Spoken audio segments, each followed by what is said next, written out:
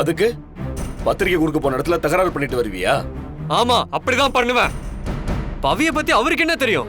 அவர் எப்படி தப்பா பேசலாம்? அப்படிப்பட்ட எண்ணம் உள்ள யாரும் எங்க கல்யாணத்துக்கு வரணும்னு அவசியம் இல்ல. ஏதோ சொந்தக்காரங்கிறனால என்ன கண்ட்ரோல் பண்ணிட்டு அமைதியா வந்த. இல்லனா இல்லன்னா இல்லன்னா என்னடா பண்ணுவ? பேசுற எல்லார்கிட்டயும் சண்டை போட்டு வருவியா? நம்ம பக்கம் ஒண்ணு நடந்திருக்குன்னா அத 4 பேர் 4 விதமா பேசதான் செய்வாங்க. அதுக்கு நாம தான் பொறுத்து போகணும். நாம எதுக்குங்க பொறுத்து போகணும்? அப்படி அவமானப்பட்டு எதுக்குங்க இந்த கல்யாணத்தை நடத்தணும்?